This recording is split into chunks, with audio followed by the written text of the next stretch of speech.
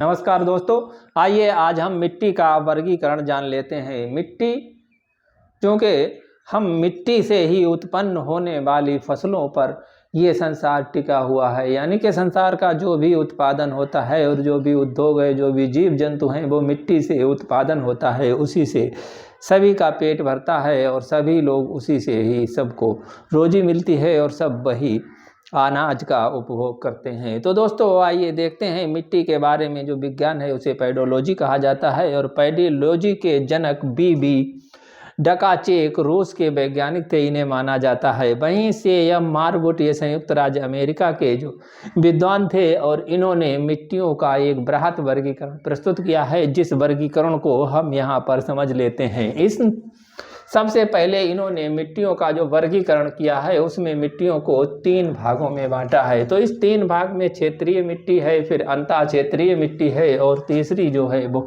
अक्षेत्रीय मिट्टी है।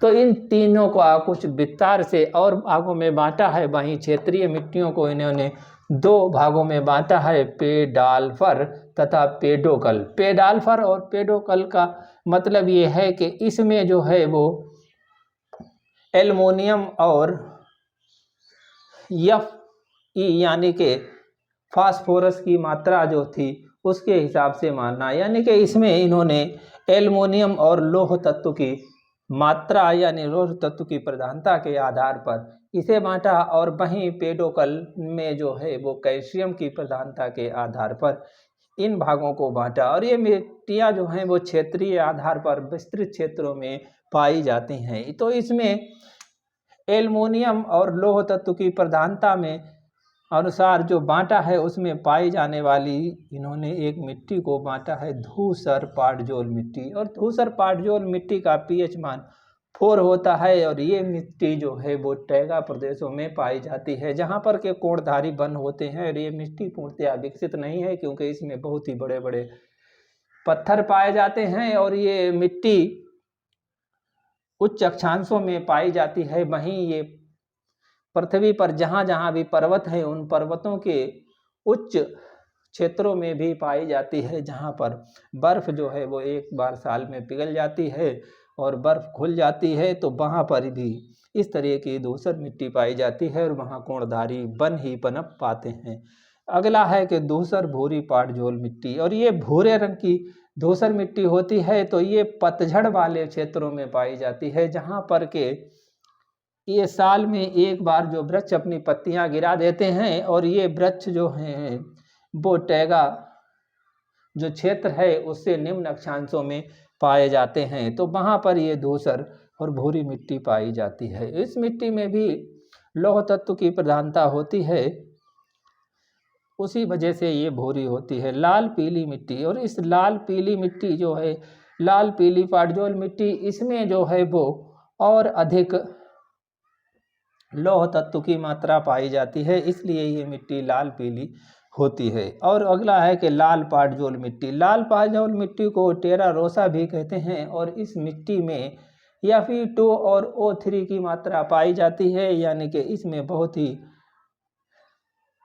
लौह तत्व की मात्रा होती है, जिस वजह से ये मिट्टी लाल होती है। और ये मिट्टी यानी निम्न अक्षांशों में और मध्य अक्षांशों में पाई जाती है, जहाँ पर के बहुत ही अधिक गर्मी पड़ती है। लगभग मरुस्थलीय क्षेत्रों के आसपास ये मिट्टी मिलती है। लेटेराइट मिट्टी, और ये मिट्टी जो है वो निम्न अक्षांशों यानी कि 0 से 10 अक्षांशों के बीच में पाई जाती है। भूमध्य रेखीय जलवायु में इस मिट्टी में एल्युमिनियम और फास्फोरस व लौह अयस्क की मात्रा बहुत अधिक पाई जाती है। और इस मिट्टी को लेटेराइट मिट्टी इसलिए कहते हैं क्योंकि यहाँ पर बहुत वर्षा होती रहती है और ह्यूमस की मात्रा अधिक होती है। लेकिन ह्यूमस का उपयोग भी बहुत होता है क्योंकि यहाँ पर बहुत ही घने जंगल और बहुत ऊंचे ऊंचे वृक्ष पाए जाते हैं। तो इस तरह से ये तो लौह अयस्क के आधार पर मिट्टी का वर्गीकरण हुआ। और इसमें कैल्शियम के आधार पर जो वर्गीकरण है वो 7 तरीके के है। इसमें प्रेरीज मिट्टी, यानी कि ये प्रेरीज, जहाँ पर प्रेरीज घास के मैदान, जो शीतोष्ण आर्द्र प्रदेशों में घास के मैदान हैं, वहाँ पर ये मिट्टी पाई जाती है। इसमें कैल्शियम की मात्रा होती है और इसमें नीचे बहुत ही कैल्शियम की परत जमी रहती है। वे चरनोजम यानी मिट्टी है, स्टेपीज मिट्टी है, यहाँ पर स्टेपीज घास के मैदान पाए जाते हैं। और ये चेस्टनट मिट्टी भी वहाँ पर पाई जाती है जो शुष्क प्रदेशों में जो घास के मैदान होते हैं, यानी कि ये शीतोष्ण शीत घास के मैदान और स्टेपीज घास के मैदान तथा ये सवाना घास के मैदानों में लाल चेस्टनट या लाल भूरी मिट्टी पाई जाती है। इस लाल भूरी मिट्टी में कैल्शियम की मात्रा होती है और इसके नीचे चूना पत्थर भी होता है, चूने की मात्रा भी इसमें पर्याप्त होती है, तो इसलिए ये मिट्टी बहुत ही उपजाऊ होती हैं। वहीं साइरोजेम यानी धूसर मरुस्थलीय मिट्टी और लाल मरुस्थलीय मिट्टी ये मरुस्थलों में पाई जाती हैं, जो कि मध्य अक्षांशों में जो हमारे उष्ण मरुस्थल हैं उन मरुस्थलों में पाई जाती है। ये मिट्टी शीत मरुस्थलों की नहीं है, ना कि ही शीतोष्ण मरुस्थलों की है। ये मिट्टी जो है वो मध्य अक्षांशों में जो कि उष्ण मरुस्थल होते हैं, जहाँ पर बहुत ही अधिक गर्मी पड़ती है, जैसे कि सहारा का मरुस्थल और हमारा थार का मरुस्थल, कालाहारी का मरुस्थल और ऑस्ट्रेलिया में जो मरुस्थल पाया जाता है उन प्रदेशों में पाई जाती है। वहीं एक ये भी अविकसित मिट्टी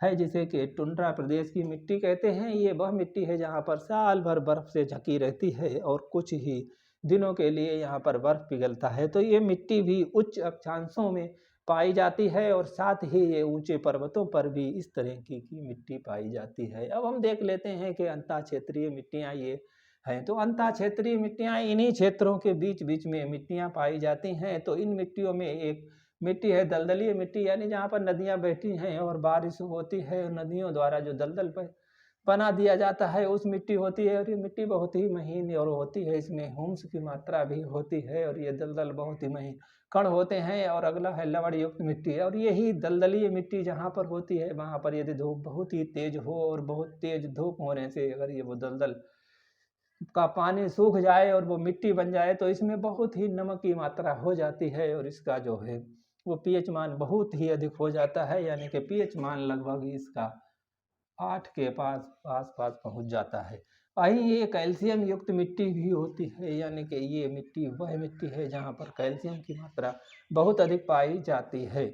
और ये है अक्षेत्रीय मिट्टी। ये दो तरीके की मिट्टी होती हैं जिन्हें कि लोयस और रेगो शाल कहते हैं। ये लोयस मिट्टी वहाँ पर है मिलती है जहाँ पर मरुस्थलों से जब हवाएं चलती हैं तो वो कहीं पर उन हवाओं के द्वारा जो मिट्टी बन जाती है उसे लोयस मिट्टी कहते हैं। और रेगोशाल मिट्टी ये वह मिट्टी है जब नदियाँ पहाड़ों से कटान करती हुई और चलती हैं तो पहाड़ों से नीचे कुछ बड़े बड़े मोटे मोटे पत्थरों की ये मिट्टी बना देते हैं। इसमें बड़े बड़े पत्थर और बजरी रोड़ा होता है, इसलिए इसे रेगोशाल मिट्टी कहते हैं।